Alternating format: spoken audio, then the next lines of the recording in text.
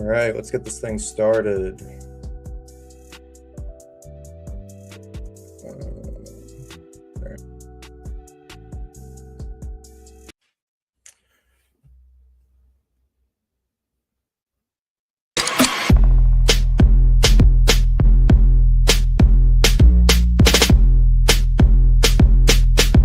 Welcome to the Love for the Game podcast. Here's your host, Reed Napper.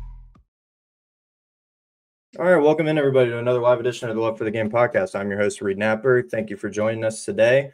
Here we're going to bring on another special guest. He's been here before, friend of the program, Calvin German. Welcome back, my friend. How are you doing? Good, Reed. How you doing? Doing all right, man. What a week of college football. This slate didn't really live up to the hype on paper before the week, but we got some good games to talk about here for sure.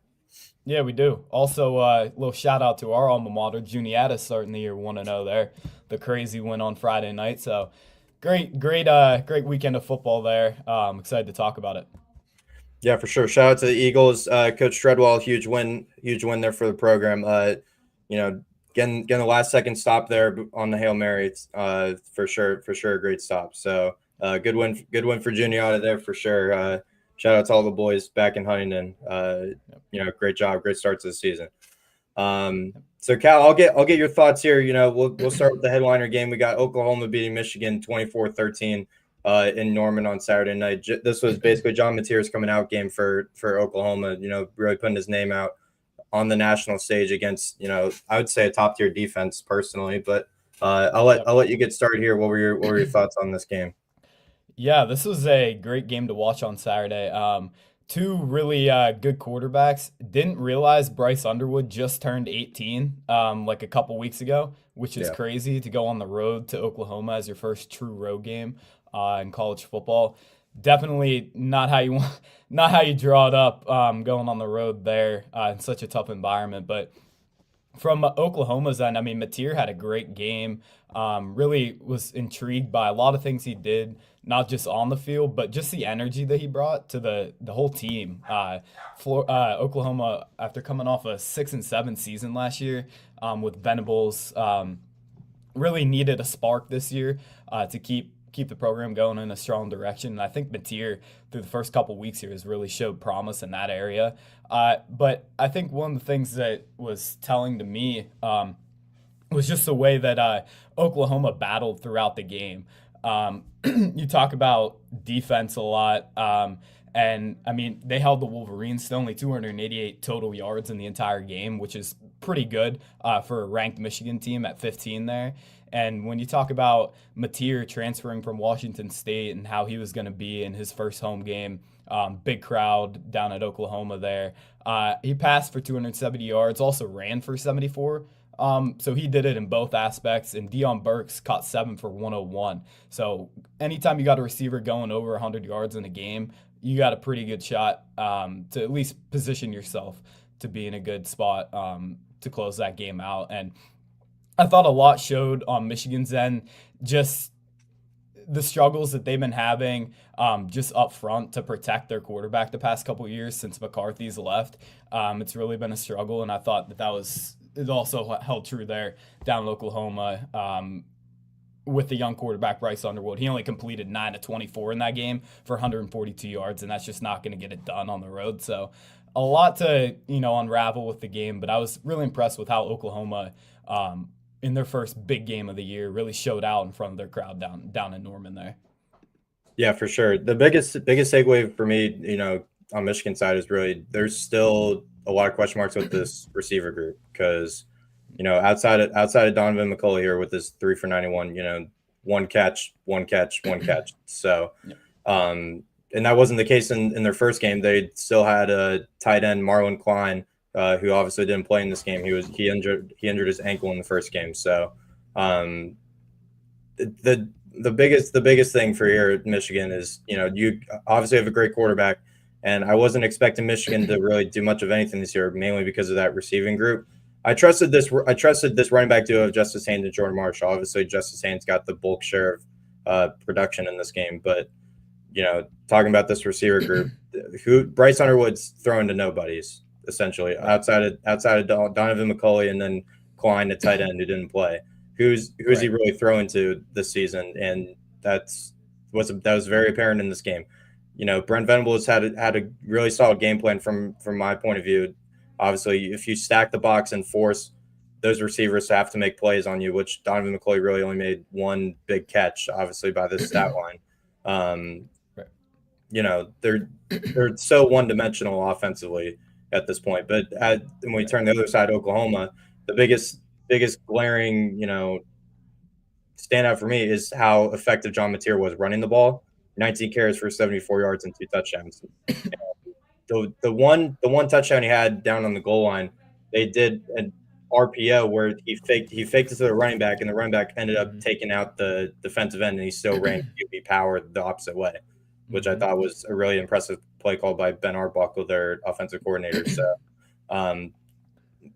this was kind of like Baylor and Auburn the first game, like how or in week 1, like how a defense is really going to handle a mobile quarterback and his ability to run, even on just designed quarterback runs. And Michigan didn't really do much of anything to stop him. I don't really think this 3.9 average for 74 yards was really the story of how effective John Mateer was just on design quarterback runs. So, and obviously Deion Burks, they get him from Purdue of all places. He's from the state of Michigan too, so this was kind of like a revenge spot for him because he never got recruited by Michigan either. He was saying that in his post-game press conference. So, what's up?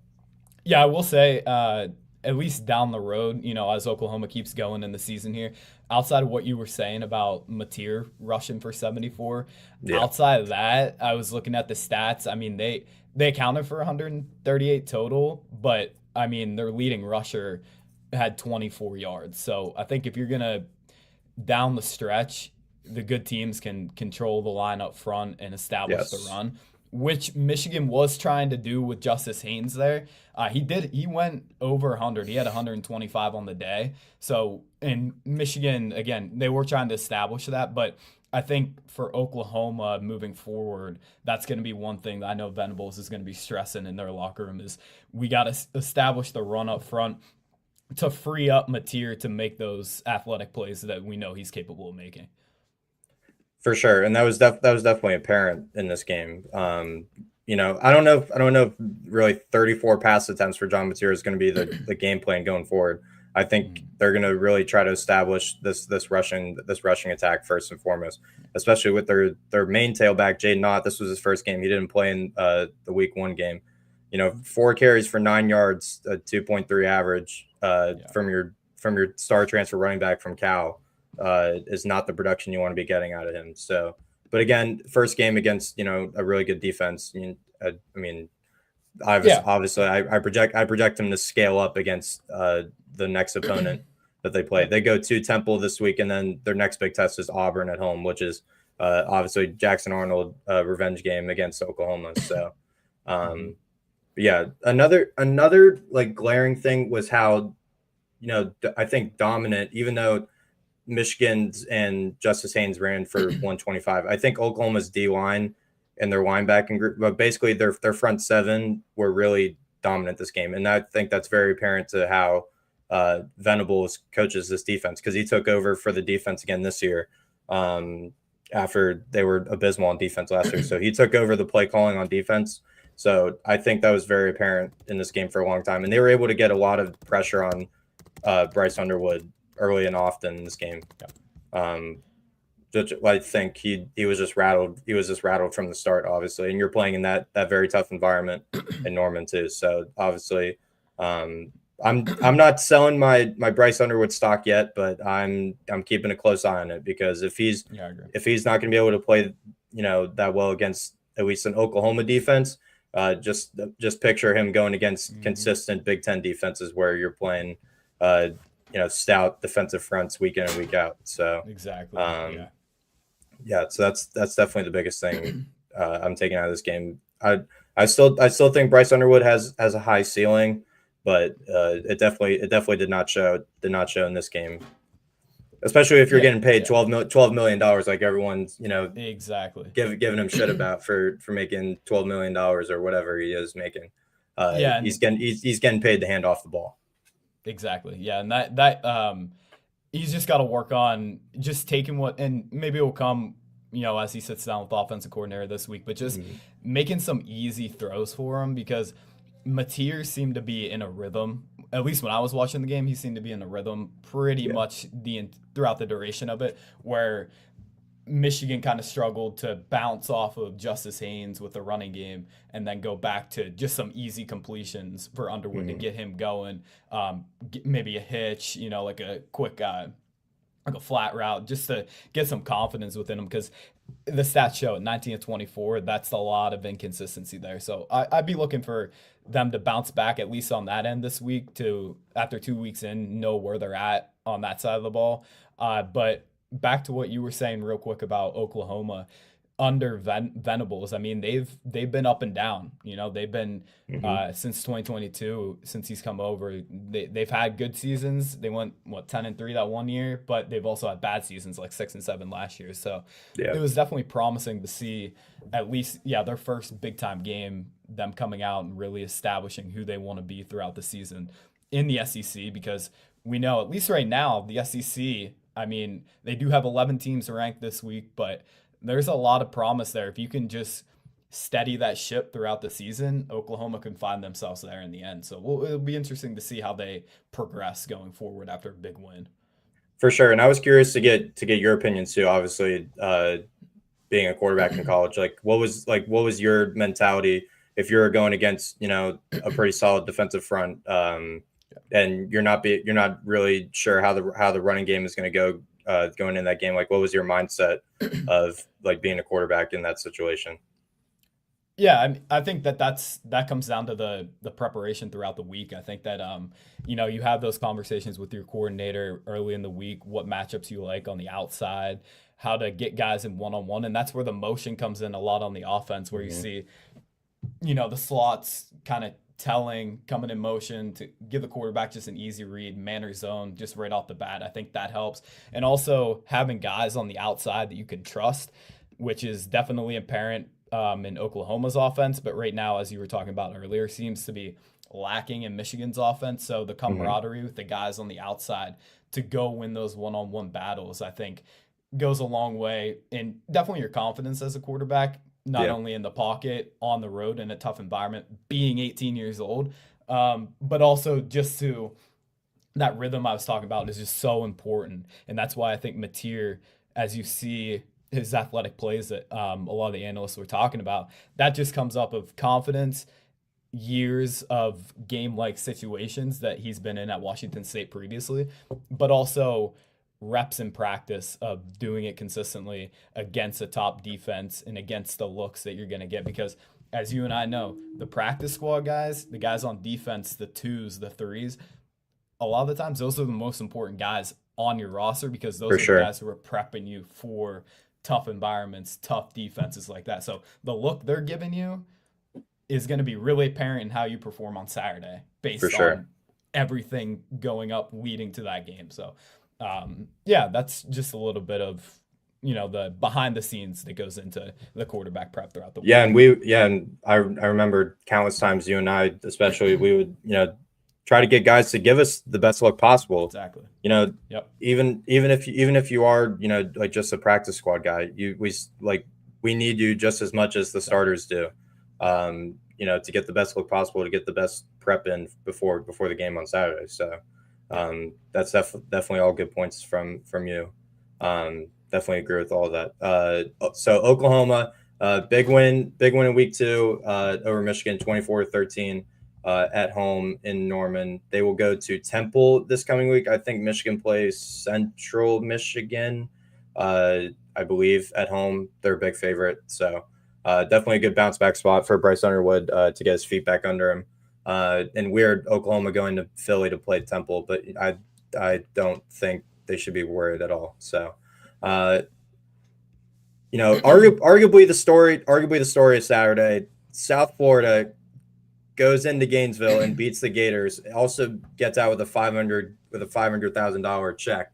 I didn't know that. They got paid $500K to go down and play, and they ended up getting the win as well, 18-16. I'm gonna be straight. I'm gonna be completely honest here. Billy Napier his seat is on fire. It's on fire. It's on fire. He poured oil on it by losing this game. It already was pretty hot, but then he poured oil on it, and now it's just completely up in flames. I definitely think if he doesn't at least show a good performance against LSU, if they don't cover whatever the spread is in that game, at least in my eyes, if they're at least not competitive, I think he's out after that game. But who knows? Apparently, a bunch of people think that they're not going to fire him mid-season. Which I mean, their next 4 games they go it doesn't get much harder. They have the hardest schedule in the country, but this next 4 they needed this win to get momentum going to the next 4. And I think they were kind of looking ahead to the next game. They got LSU away, at Miami, home to Texas, a bye week, and then at A&M. So, and honestly, there were a bunch of situations in this game that just point to mainly the coaching staff being the issue here. Like DJ Wagley, like this is a serviceable stat line. Yep. I mean, I think he got kind of outplayed by Byron Brown, but we'll get to South Florida side in a second. There were times there where DJ Lagway definitely didn't look like himself. Now, I don't know if there were some injuries he was dealing with in the preseason. I don't know if he's really 100% healthy right now. But from what I watched, he didn't really look himself. Now this run game, I definitely think was, serviceable. It could have been better against definitely the opponent that you were playing in South Florida. But obviously Jaden Ball definitely get wide share of carries. Jacoby Jackson getting some action as well. So definitely some production there from the running back group. The receivers kind of left a lot to be desired outside of Eugene Wilson getting his touchdown catch. But, if we're going to spread around the rock, at least let's get some more production out of it if we're going to target everyone. But yeah, if we're gonna spit on players, which is one of the most uncharacteristic things of any football player to do, if you're gonna spit on another player and then therefore get ejected, which then leads to the whole debacle of the clock management at the end of the game when Billy Napier has the ball with 2.5 minutes left in the game and we're deciding to throw the ball with DJ Lagway on all 3 plays, giving the ball back to South Florida, and then going down the field in 2.5 minutes to get a game-winning field goal just because we can't tackle on the sideline. There's a lot of factors in this game that point to Billy Napier and that coaching staff being a big reason of why Florida did not win this game. But Cal, I'll get your thoughts. I think Billy Napier is the sole reason that they lost this game. Yeah, I mean, one thing we talked about it probably our 4 years at Juniata, discipline. I mean, that's where you start. And the thing that's really that was literally day one in the first team meeting before camp. Yeah. Discipline was one of the biggest things that any coach preached. Yeah, and the thing that's glaring to me, Florida was penalized 11 times for 103 yards. 103 yards on penalties. That never is a good sign, first off. And there was a lot of interesting things that went on in this game. Again, with that at the end there, 2:25 left on the clock or something late with Lagway with the ball, with the lead, might I remind you, you just can't go three and out in that situation and put your defense in a really tough spot because all USF is going to have to do is get to the 30. I mean, they don't even have to go the whole way, the whole distance. You have to know the situation. You have to know with Lagway coming in with his second year, the momentum that they took from last year at that 4-game win streak at the end of the season. And I just watched, I don't know if you've seen it, but the SEC Any Given Saturday, they did like a whole couple episodes on Florida. And that makes me hate Graham. That makes me hate Graham Mertz even more because I didn't like him going into last season. That makes me hate him even more because he just pisses me off, bro. But anyway, but you see the heart that Napier has for his team and the upside that a lot of fans were hoping for this year with Lagway after what he did last season at the end there coming into this year looked promising in week one. He didn't have a bad stat line, but there was just moments again where in this game you just saw him get a little flustered, but them also not being able to protect him up front, which is a direct reflection on their practice, their preparation throughout the week. And as you were stating, these next 4 games, I mean, they could easily go 1-3 or 0-4. And it's a tough year for them schedule wise. So I do feel for them, but yeah, I mean, what's just spinning on players? Like, I mean, that's a direct reflection, not only on the player who did it, but on the coaching staff. There's just too many things that are not adding up on both sides of the ball. And it costs them in a big game at home. It's unfortunate, but, you know, the only place for Napier to go from here is, like he said in his press conference, put it to bed, get ready for who they have this week again? LSU. Get ready at for LSU. At LSU, get ready for that on Sunday. And I know that's what he's going to be doing. And it's tough. I mean, a game like that, you never want to lose. But USF is hot. I mean, they went to Boise, handled Boise on the road, which was impressive. And then an interesting stat from this game, which is crazy. This is actually Florida's first loss to none other than Florida State since like 1938 or something like that, which is crazy in state. So like another team in the state of Florida. Another team in the state of Florida, which is in itself wild. But I mean, wow. Yeah, the offensive line did struggle to protect Lagway, it's tough as a quarterback when that happens. You know, you're trying to make as many plays as you can. But at the end of the day, it really comes down to the 5 guys up front and what they can give you and how much time they can give you. And I think Lagway did a manageable job doing it. He spread the rock around, but yeah, just not enough in the end. And that 2-minute drill with the lead just poorly executed, which led to the defense being in a really tough position to stop a field goal instead of a touchdown.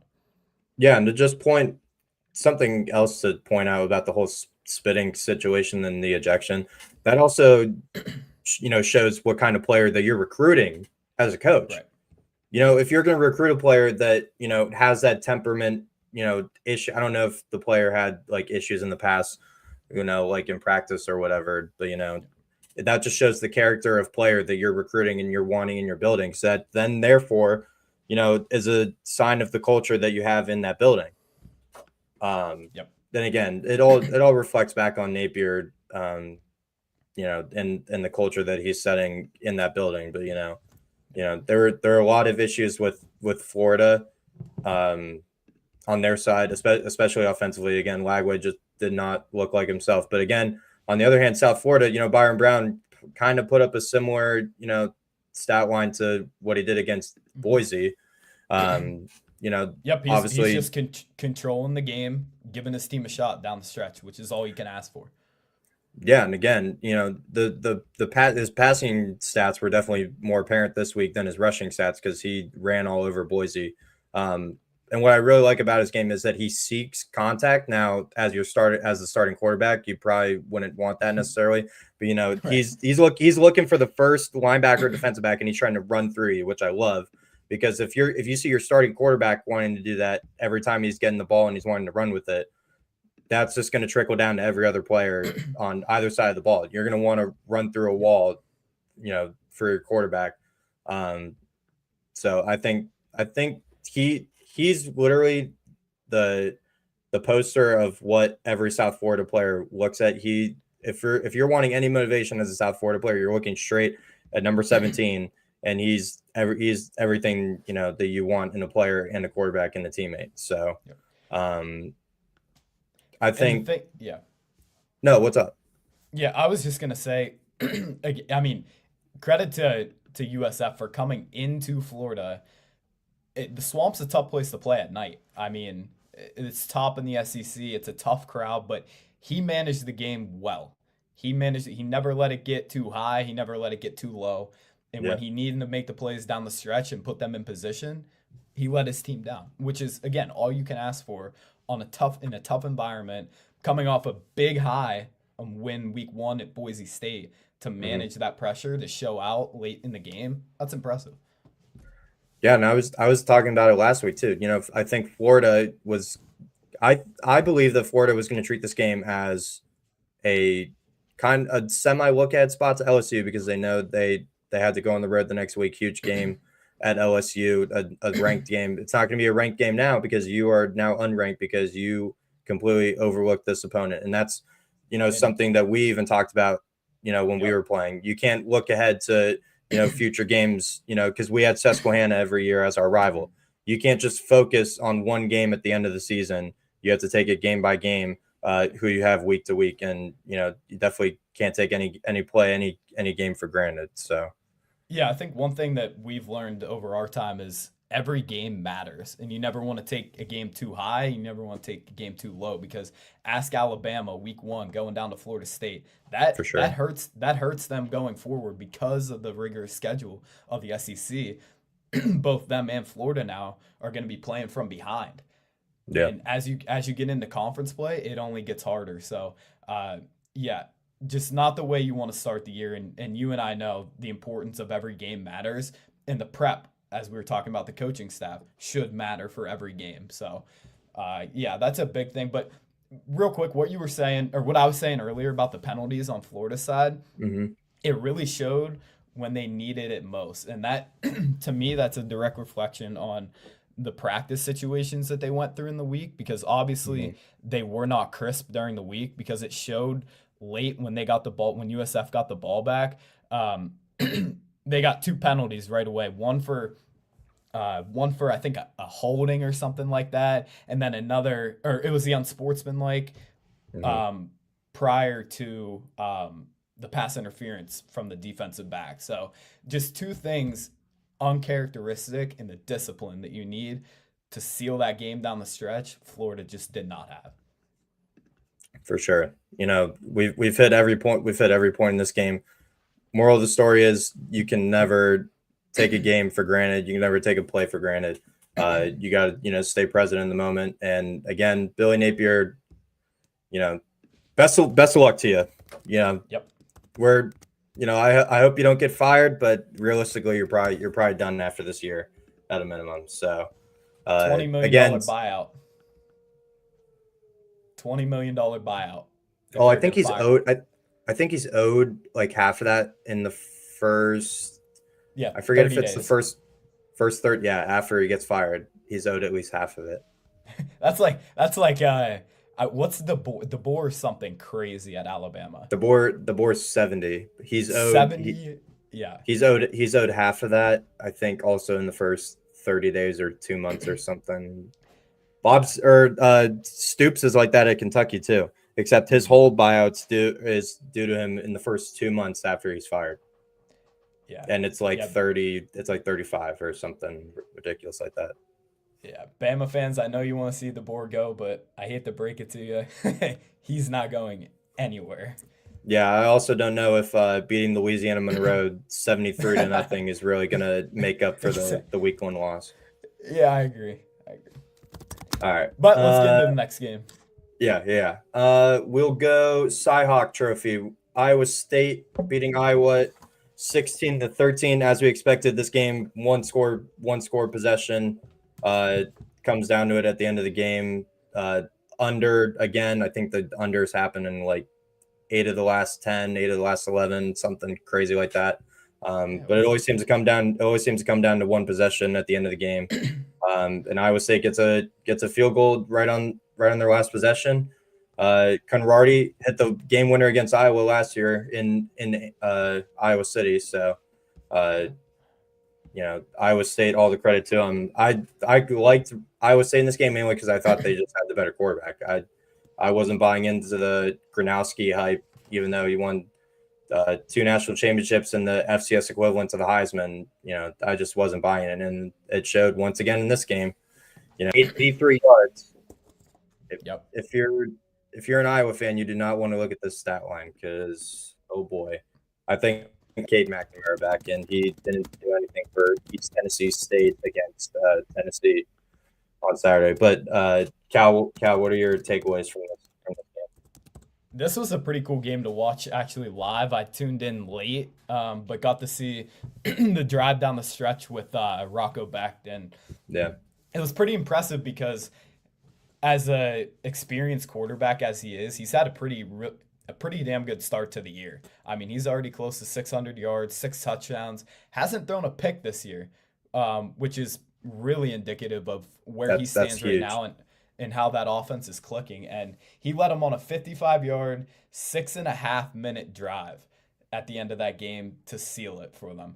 And that just goes back to the things we were talking about earlier. How you prepare during the week and how you lead those end-of-game situations matters. And Beck really showed out for his team, for his school, in a big win to get to 3-0, especially in a conference this year in the Big 12 where there's a lot of wins on that schedule and you don't want to drop one, especially to your rival early. And I think they really came out and showed out in this game. And it's also great to have a reliable kicker. Ask the Steelers. So it's good when you have a guy you can trust who's experienced with his 54-yarder that Conradi hit there. So yeah, I was impressed with what I saw on Iowa State's end.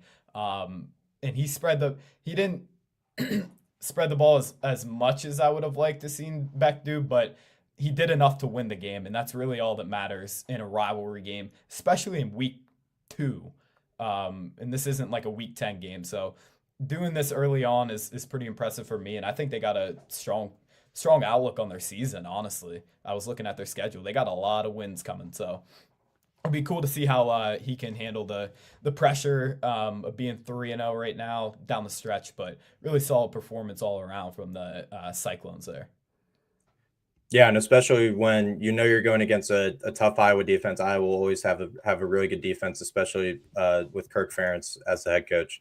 When you're not really getting a lot of notable production out of the running back group, and you're not going to do anything passing the ball, especially in this game. Just the history of this game, you're not going to get a lot of production out of the receiver group. Especially, you got to rely on just steady quarterback play and hoping your defense can just hold up and not give up big plays, which is exactly what Iowa State did.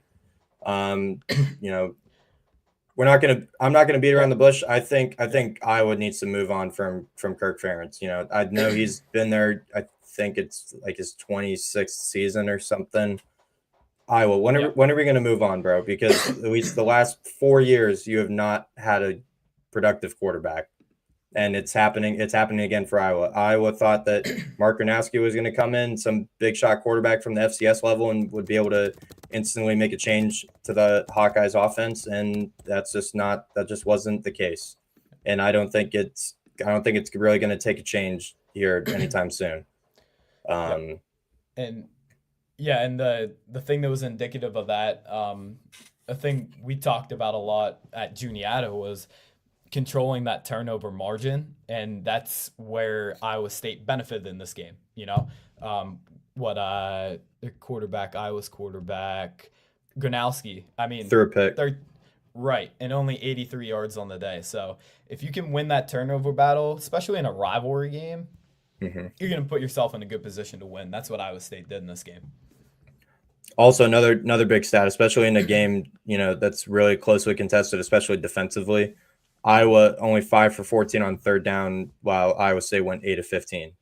So obviously, if you're able to keep possessions going, stay ahead of the chains, especially like Iowa State did here, 8 of 15. That definitely is gonna play in your favor for sure.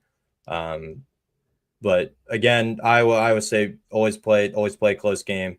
Iowa State back-to-back seasons winning the Cyhawk Trophy. I can't remember. I don't know the last time that's happened because I know Iowa has dominated this series for Yes. a long time. I think they're over 20 games ahead in the series, uh, Yep.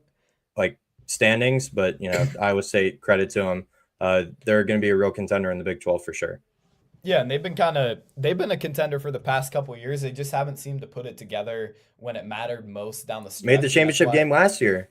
they did. And I think expanding to 12 teams really can help them this year because like I said, in a conference where the Big 12 is really wide open, um, I think they're going to have a lot of opportunities to put themselves not only in that Big 12 championship game, but to get a good seed in the college football playoff, especially with an experienced quarterback, an offense that seems to be clicking at least early on in the season, and a coach that's really bought in the past couple years to really changing this program. And as you know, as we're seeing at Juniata, it takes a couple years to really get the guys you want and get the guys who are bought in to shift in that culture. And it just takes baby steps, which I think Iowa State's been really cracking at that door. And as you were saying, they showed it last year in the Big 12 championship game. But this year, I think they've got a legit shot, and I'm kind of interested to see them and how they handle it, moving forward after a big win in a rivalry like this. So, Yeah, for sure. And I think they're easily, along with Utah, they're a true front runner right now because especially when a team like this is going to go down to Starkville, Mississippi, and lay a dud like they did. I think Iowa State really takes a step forward here. Mississippi State upsets Arizona State 24-20. Arizona State came in this game ranked as the 12th team in the AP poll. Story of this game, Arizona State was able to run the ball, but you would expect Sam Levitt to really produce more than he did in this game. And if I can get to the box score, thank you. 10 of 22, 82 yards, a touchdown, and 2 picks. Now, I don't know if it was solely the environment because I know those cowbells go crazy. oh God, Yeah. yeah. I don't know if he was just flustered by the situation or he just didn't have a good week of practice. And Kenny Dillingham said in his post-game press conference that he expected to lose this game based on how they practiced in the week. Now, good thing he said that after the game, but he said that he saw this coming, which I definitely think could play in their favor go later in the season. I expect Kenny Dillingham to really get his team in the right direction, but you can't have your quarterback going on the road. As we saw with Bryce Underwood at Oklahoma, you can't go on the road and have 82 yards, a touchdown, and 2 picks on 10 to 22. Like you can't do that. You can't do that, especially when you're a receiver like Jordan Tyson's caliber. And he had a decent performance, but we got to be able to get the ball around. Only 3 players recorded a reception. That's not going to fare well on the road, especially. Right. And I want you to flip to that Mississippi State stat line and go down to the receivers. That is 2 top guys right there at home who understood what their assignment was, what their matchups were. 2 guys going over 100 yards is really impressive. Yes. In any division. Against a team that returned a lot defensively and made their conference championship and made the playoff last year. They returned a lot defensively. I think they returned like 8 starters defensively. Yeah. And they got a coach that I really like, but he just needs to understand the importance of SEC football and what it means to people down there. Because again, back to the thing I was watching on the SEC any given Saturday. I really like what Jeff Lebby's doing down there in Mississippi Yes. State. They had a lot of good things to talk about with their program, and the guys are bought in down there. They really are, and they haven't been really relevant since Dak 2014. They really haven't. They've been kind of middle of the creek in the SEC, never awful, but never great. And I think right now they have a lot of good things going for them. And I'm pretty impressed with their quarterback play of Shapen, going 19 of 33 for 279 and throwing 3 touchdowns. And I know the QBR doesn't really say the whole story, but again, That that's all yeah. you can ask for at home against, like you were saying, a ranked opponent who had experience on the defensive side from last year.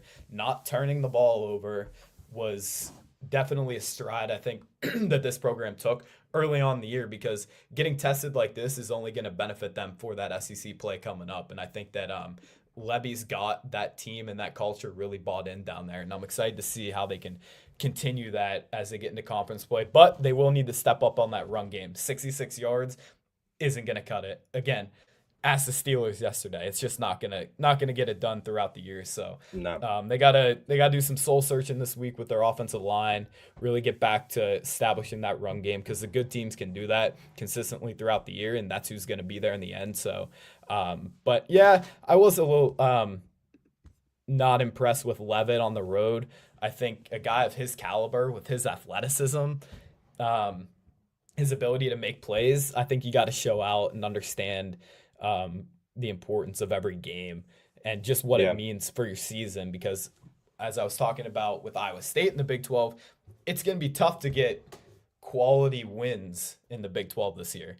There's Hmm. not many teams that are up there at the top of the rankings. So, and that's going to impact you where you're going to be at late in the season when those committee members are sitting down looking at your quality of work, looking at your body of work. They're going to want to see those marquee matchups, how you fared out of conference against an SEC that has 11 of the top 25 ranked right now. So it's going to come back to haunt them, but they just need to regroup and find their stride here within the next couple weeks. I don't know who they have, but yeah, they just need to regroup. Levitt needs to just be himself more.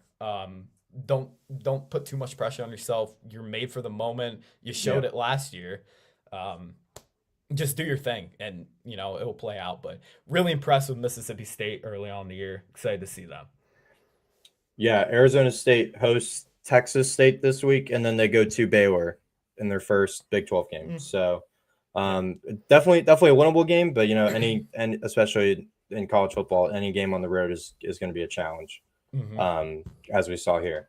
From what I saw from Mississippi State, I think they're going to take a step up this year under Jeff Levy, and I think they could play spoiler to one of the contenders in the SEC.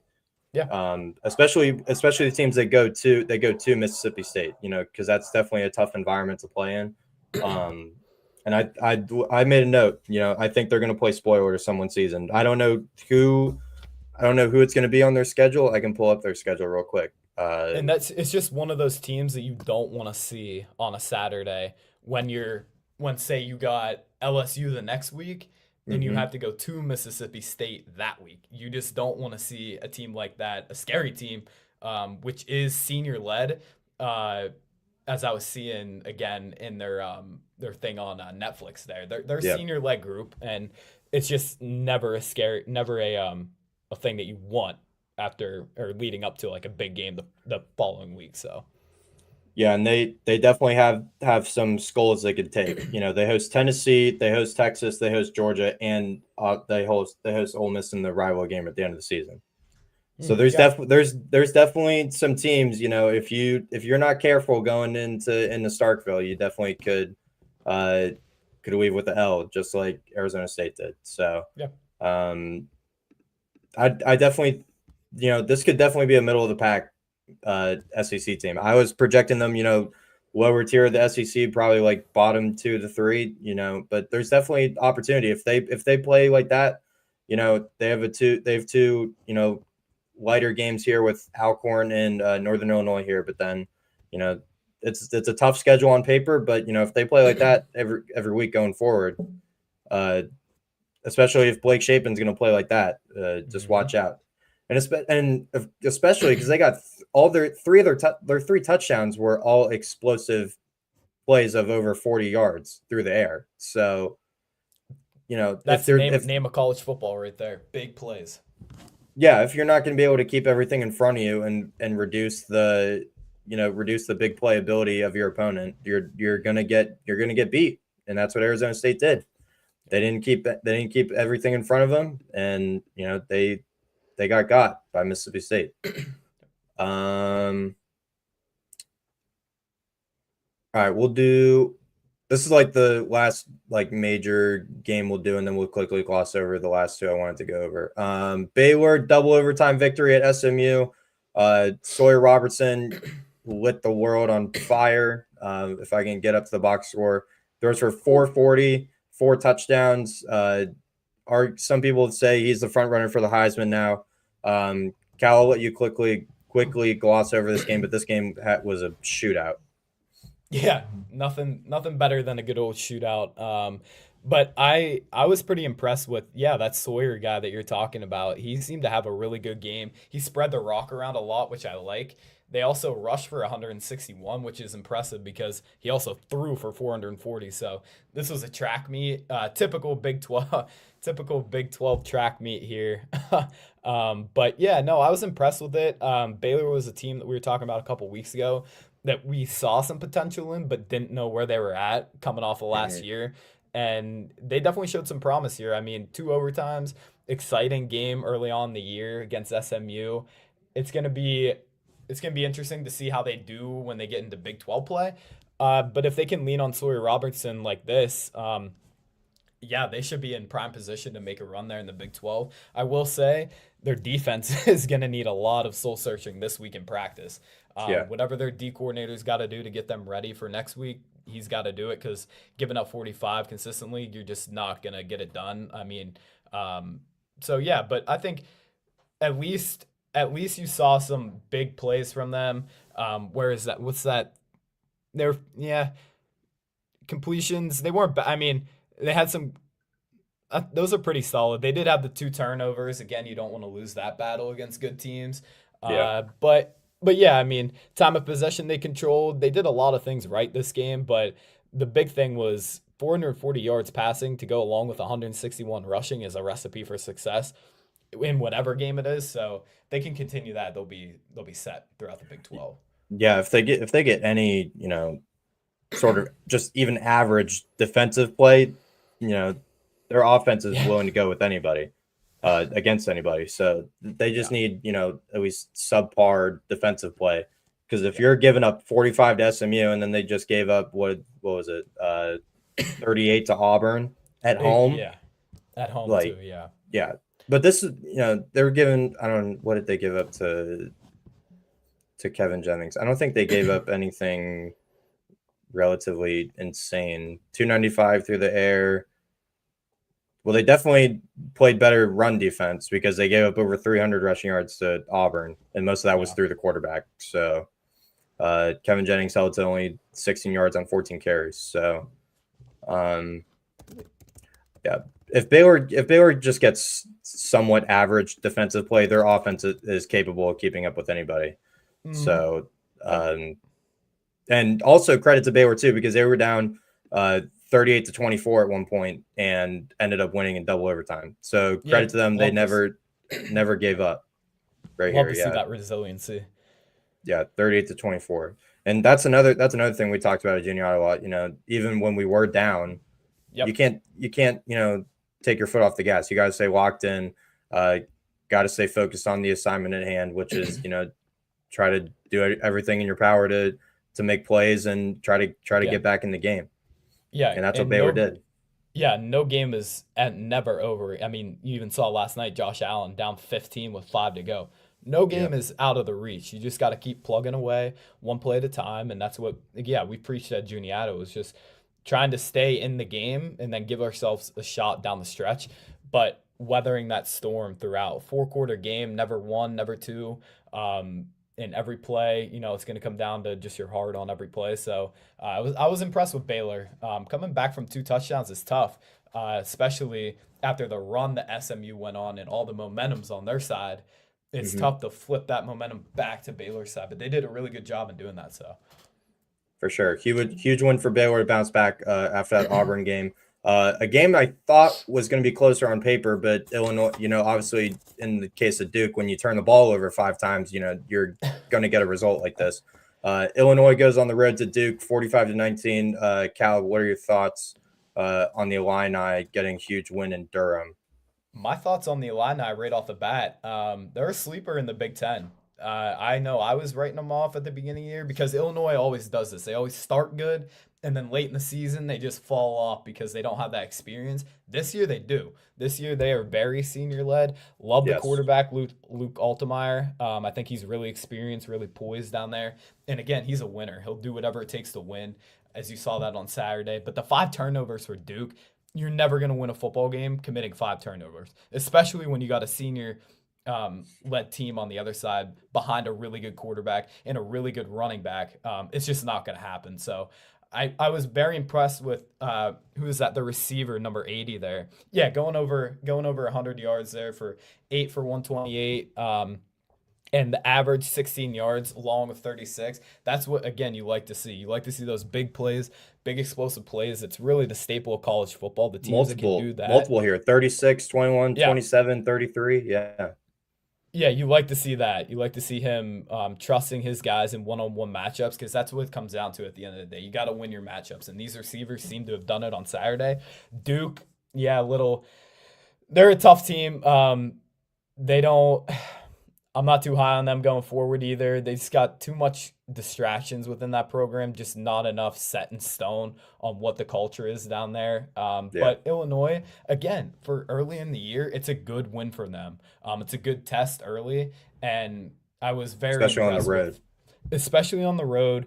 I thought that they showed definitely toughness and grit because they were down. I think they were down maybe 1 or 2 touchdowns as well because they were getting outscored in the first half or outgained in the first half in yardage, 240 to 132. So it's not about how you start, it's about how you finish the game. And Illinois seemed to show that pretty well on Saturday with that poise and grit down the stretch. Yeah, 14-13 Illinois. I know Duke got a last second touchdown right before halftime to make it 14-13. And then Must have been the yardage then. Yeah, and then get outscored 31-6 in the second half. Yeah, So, I mean but we used to talk about that all the time at halftime. Second half adjustments. 14-13, close game at half. What team's going to come out in the second half and come out ready to play and not be behind, still thinking about that first half? Illinois' coach seemed to set that rate in stone at the halftime speeches there, and the guys seemed to have responded well. So, again, sleeper in the Big Ten for me this year because I just need to see how they finish. They're good. They're going to be good early in the year, but once they get into that Big Ten schedule, we'll see where the cards stack. But I do like the Illini. I like senior led teams. I just do because you can trust them. yeah, for sure. And I know their first real outside that Duke game, but that ended up not being a real test for them. They go to Indiana on the 20th. Mm-hmm. So Indiana, they also get USC right after that. So the big 2 games to start their Big Ten schedule. They get Ohio State at home. At Washington could be a challenge, but then down the stretch here, those are four winnable games. So hypothetically, Illinois 9-win, 10-win team. That's an outside, if not a playoff team, in my eyes. I agree. Especially from the Big Ten. So, good win for Illinois. Again, Duke, if you're going to turn the ball over 5 times, you don't want to do it against Illinois. Why couldn't you do it against like Western Michigan, who you have this week? So, former Penn State player. Oh, sorry. You lead this game. Okay. I'll talk about Penn State. Oh, we'll get to Penn State right after this. But former Penn State player Bo Perbula, coming back from 21-6 down in the first quarter for Missouri, to beat Kansas in the border war 42-31. Obviously, like I said, they scored 15 unanswered in the second quarter to get right back in the game. and tied at 21 at the half. So another shootout game here. Total was closed at 49.5. That shot way over. Bo Pribula, former Penn State quarterback. I kind of think I've said this a couple times. Yeah. I think he got a raw deal when he left Penn State. I completely understand the situation he was in, which they now changed the transfer window rules. So there's only one transfer window. Yeah, What's it's up? just having that transfer window is just so hard. You just because you know how much he cared about Penn State, he wanted to be there, but Yeah. for what was best for him, he just couldn't, and it put him in a bind. It put the team in a bind there in the playoffs. It was just unfortunate that the NCAA did need to change, and I'm glad they did. Yeah. Completely agree with you because arguably, especially after the performance that Drew Hauer had last week, where was this stat line? Where was this stat Yeah. line, against FIU? Bo Pribula, 30 of 39, 334, and 3 touchdowns against Kansas, which is arguably again a Big 12 team, solid team on paper. Yeah. But outside of that, big production from their running backs, Jamal Roberts and Ahmad Hardy, both going over 100 yards, 261 total yards on the ground. Biggest question mark for me in this game was which team was going to be able to handle the mobile quarterback. In Kansas obviously accounted for Bo Pribula's legs, but if you account too much for the quarterback, this is obviously going to happen. You gave up rushes of 63 yards and 32 yards to each running back, both scoring touchdowns as well. So if you're going to be able to control the game on the ground, especially with the SEC offensive line in front of you, you got a lot going your way that's going to be good. Mm-hmm. Yeah, two things I just wanted to talk about real quick on the Missouri side. One, with Pribula, if you go back up, I think this was one of the main things that Penn State kind of criticized him about, was just his passing wasn't there. And if you look at this game, he carried it 9 times for 6 yards. So they took away his running, but Bo really impressed me going for 334 and 3 touchdowns. And one thing that I think was overwritten about him at Penn State was like his character and stuff. The dude's a tough kid, and he's a winner. He's won everywhere he's went. He went to high school at York. He's just been a winner wherever he's been, and it really showed when they took away. You would arguably think his strength, which is running the rock, he was able to find that second mode and get into a rhythm, only incompleting 9 passes. And those stats right there, 617 and 5 touchdowns on the year, that's pretty impressive to start the year. That's what you want to see from a guy coming off the transfer portal, because he's going to give his all to this program. So I was really impressed to see him kind of find his way as a passer in this game. Second off, I had off work on Friday. For whatever reason, I was watching the Paul Feinbaum show, and he was at Oh God. yeah, SEC guru down there. But he was at this game, and he was sitting out in like his parking lot or whatever, right on campus there, and there was a lot of students and stuff. And he brought the president on of Missouri. Yeah. One thing that and that's how you can tell that like a program's switching what they believe is important at the school. He was completely 100% bought into the football program. And that's one thing that we were talking about Juniata, where it needs to happen a little more down there, which I really saw and was impressed with Missouri's president being so bought into the program, where he was out there with the kids at their class on a Friday right before a huge game. I think that goes a long way to show where the campus is at and, how they feel about the program. And it translates obviously to what the players and coaches are feeling surrounding the program down there. So that's just good things that you like to see from a school that's struggled in the SEC in the past. Yeah, for sure. It all starts from the top down. If you're getting, the support from, president and his staff, and then also faculty around the school, that goes a long way to the players, to want to perform well for not only themselves and the coaching staff, but also just the fan base of the school in general. So, shout out Bo Pribula. We miss you at Penn State. Still wish you were here at some point. At some moments, I still wish you were here so you could be the starting quarterback. But to wrap up the show, I'm just gonna pull up the whole slate. If you have any main takeaways, Cal, I know we're going to talk about Penn State and their underperformance at times against FIU. But if you Yeah, have any other takeaways, you have the floor. yeah. Just three for me, really. Florida got to figure it out. Big game this week. We know the pressure that's on Napier. He really needs to show out, have a really good week of practice, really good prep. And Lagway needs to play exceptional on Saturday for him to be remotely in the conversation of keeping his job. Yeah. Second, I saw something today. Arch Manning might be a little banged up from that game on Saturday. He seemed to have found his groove, but I think he's dealing with maybe like a shoulder or thumb injury, something. So It that's looked one thing to like he keep was it. grimacing when he threw one of his passes. It looked like he was in Yeah. pain a little bit. Yeah, that's one thing to keep a note at moving forward here in this week. And then yeah, conference play. I got a couple conference games this week. We got Tennessee and Georgia, I think, this week at Rocky Top. So that will be an Yeah. interesting game to kind of kick off conference play down there. But a lot of the top teams did what they were supposed to do against the cream of the crop at the top there. But going against teams like LSU, Louisiana Tech, like not really showing me too much. So the top teams did what they needed to do there in week 2, and we expected that. But yeah, I'm excited for a little SEC conference play to get going this week. And then another big game up at Notre Dame is Texas A&M comes to town. So that'll be one Yeah. to keep watching as well. But my third point was going to be Clemson.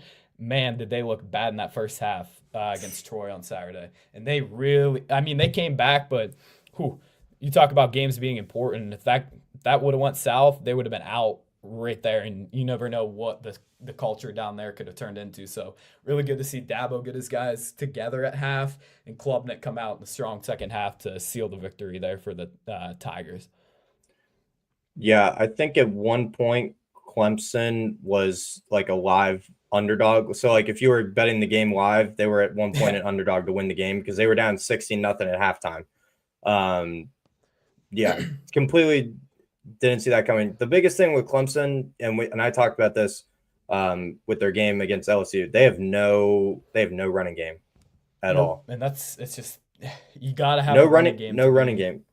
Like like Adam Randall here, although okay, on 21 carries, 112 yards, but he's literally it, and he's a converted receiver to running back. This is his first season starting at running back. Receiver with a carry. I think Vazina is also a receiver with a carry. Like, I just think Clemson doesn't have a real true running back. Like, it's one thing for a receiver to switch to running back or a running back switch to receiver, vice versa. But I think if you're going to play at the level that Clemson wants to play at in the caliber of competition, even though it is the ACC, I don't think this is going to cut it personally. I agree. ACC's low-key kind of – they got some good teams this year. Dude, Clemson goes to Georgia Tech. That might be – outside of like Tennessee, Georgia, that might be my game of the week on Saturday because I project Georgia Tech in the ACC championship against Clemson in a rematch. So Haynes King, baby. Haynes King. We love Haynes King on this program. But yeah. Yeah, and another thing here outside of, Brian Wesco being one of the main receivers for Clemson, what production are we getting outside of the rest of the receiver group? There another star receiver for them, TJ Moore, 1 catch. I know Antonio Williams got hurt, so that's why he's not on the box score, but it's with the receivers. I mean, I will say it's early. I'll go back to last year at college. Our buddies Sean and Q.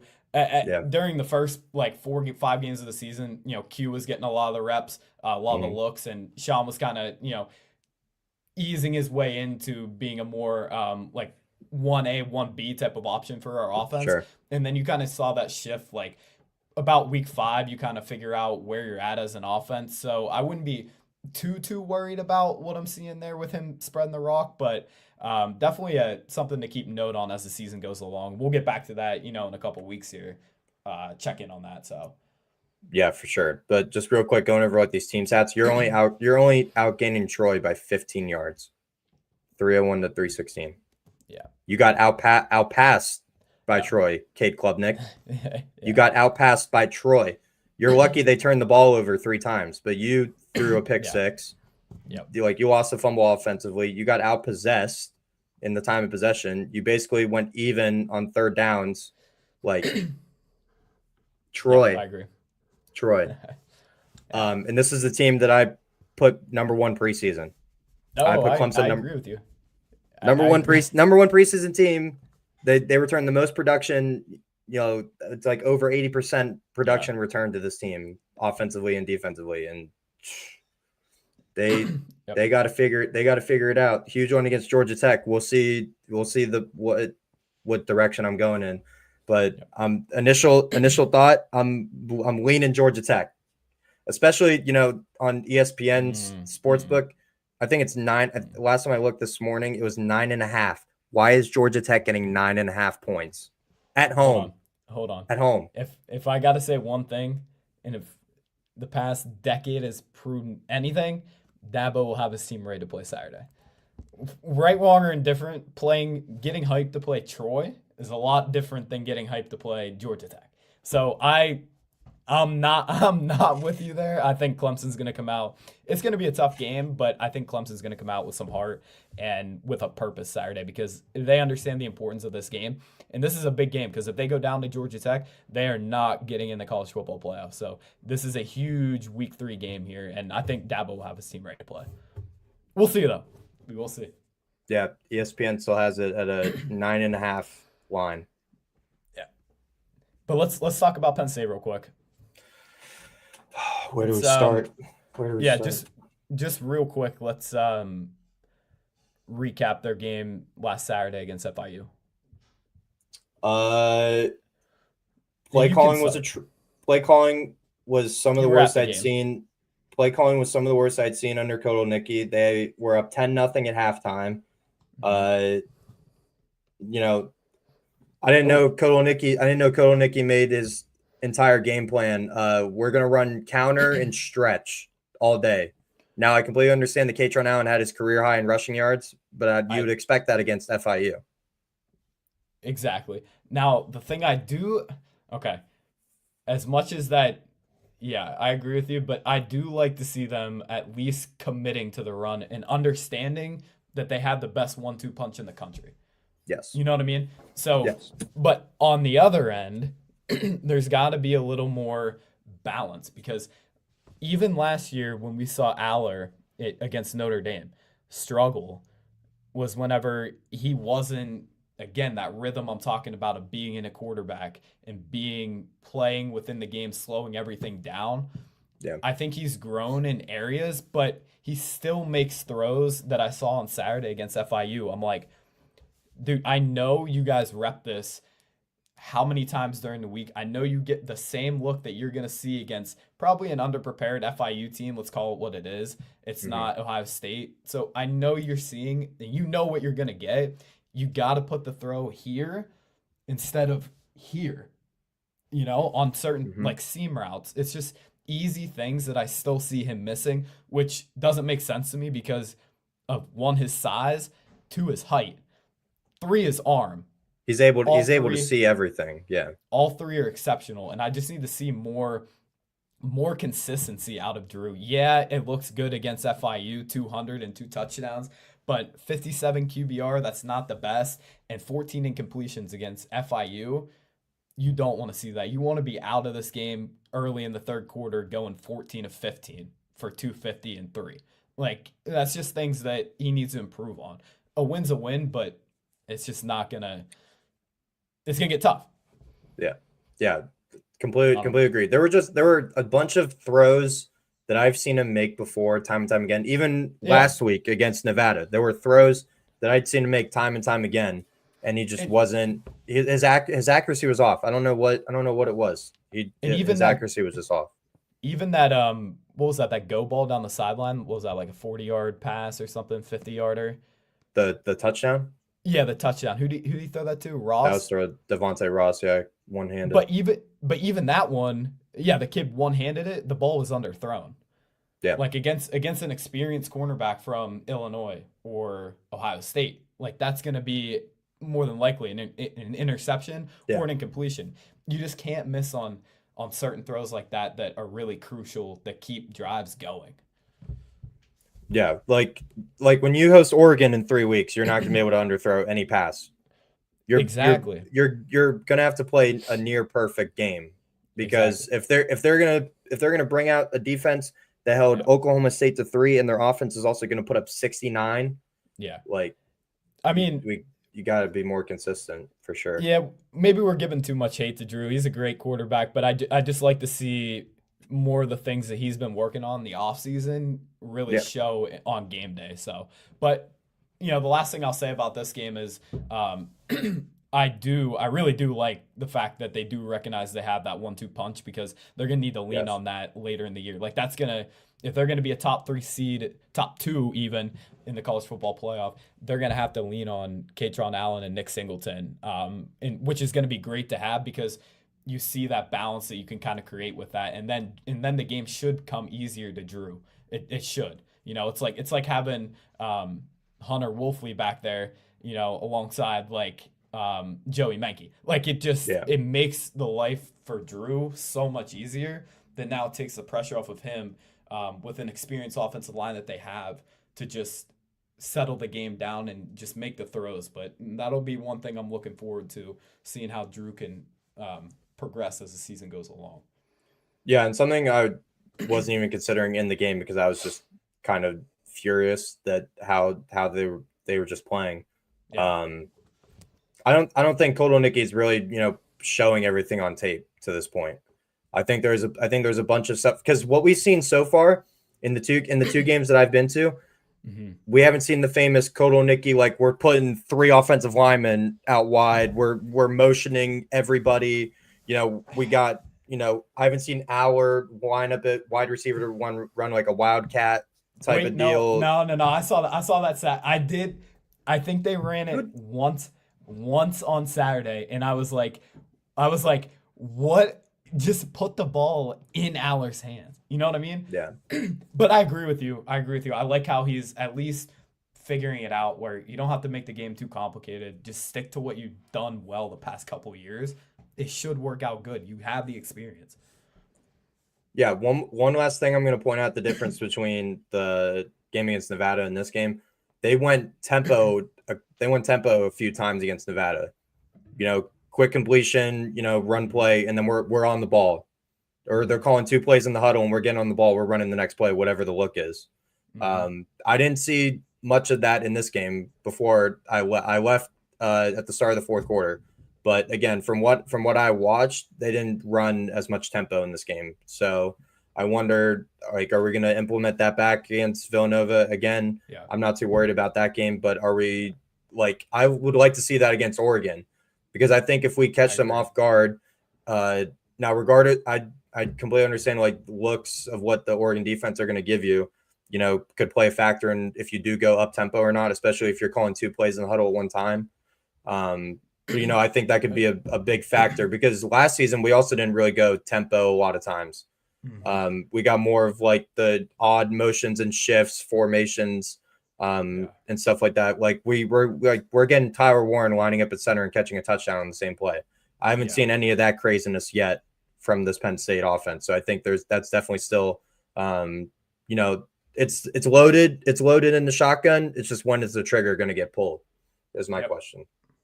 Yep. And maybe that's, at least early in the year with teams like Nevada, teams like FIU, you can kind of play around and see where you're at with certain things and certain things you like as a coordinator's perspective, Yeah. So, maybe they are saving some stuff for Oregon. We'll see. But I do, as you were saying, I like how they're just committing to what they do well, at least early on in the year, building on the past couple years with the experience they have coming back. They should be fine. You don't need to do erotic stuff to win football games. It's true. So It's yeah. true. I was on a Twitter space earlier. Shout out to Lo. I was on his space earlier, and I was just ranting about how like I was just completely unimpressed Yeah. by this performance, completely. But then I got rebutted by someone else in the space, saying like they're not going to show everything on tape, especially like they're basically they basically have an NFL preseason. They get 3 games to tune up and then a bye week. So they basically get a whole month to prepare for Oregon, essentially. I'll say one. This is the last. This is the last thing I'm gonna say. Yeah. There is no excuse this year for James Franklin. Absolutely zero. Basically 4 free weeks leading up to the whiteout. There's one, no excuse to lose that game, but two, this is the best roster I've seen Penn State have top to bottom in a long time. So there is no excuse for Franklin this year. Yeah, and I know you're thinking the same thing too. I've had conversations not on the podcast saying, because I put Penn State number 2 preseason, and the only reason I didn't put them 1 is because of their head coach. James Franklin is the only thing, the only person on that staff, on that team, that could really hold them back in my eyes. Because I think they have the best coordinator combo in the country between Kotelnicki and Jim Knowles. I think that's the best coordinator combo in the country. I agree. Yep, I agree. Need to clean up third down. We can't go 3 for 12 against FIU. I do like we only got 1 penalty. Do like that. I do like that. Love that. That's excellent, actually. But yeah, third down got to be better. Yep. So yeah. Also, getting outpossessed by FIU is not a good sign, but we'll let it go. We're on next week. Wins a win. James Franklin preaches it. 1-0. Gotta go 1-0 every week. So yeah, we'll see. We'll see. But today. Yeah, for sure. You got any final thoughts, Cal, before we close this thing out? No, I think I'm excited. I'm excited to keep doing this. Definitely, as we were talking about earlier, interesting games this weekend. Some big marquee matchups. Georgia at Tennessee, Texas A&M at Notre Dame. Start of conference play a little bit for the SEC. Not sure about the Big Ten. Florida LSU too. Yeah, Florida LSU as well. So we got a good slate ahead of us this weekend, and with some real implications in the college football playoff early on in the year, which is, as a fan, what you love to see. So. Hey, watch out for the South Florida Bulls at Miami this week too. I was also reading this stat earlier. If they can pull this win off, I think they'll be like one of 2 teams ever to start the year with 3 ranked wins as an unranked team, which is in and of itself really impressive to do. It's going to be really hard down in Miami, but you never know. Never know. They went into Gainesville and did it. Yeah. So thank you for joining us for this episode of Love for the Game. Remember to follow us on TikTok, Instagram, and X at LFTGPod01. Leave a like, comment, and subscribe on the YouTube. Shout out to Squad Blitz and Outlier for sponsoring this episode. Cal, thanks for joining me. I hope to catch up with you soon, buddy. Always a pleasure. All right. We'll catch you guys next time.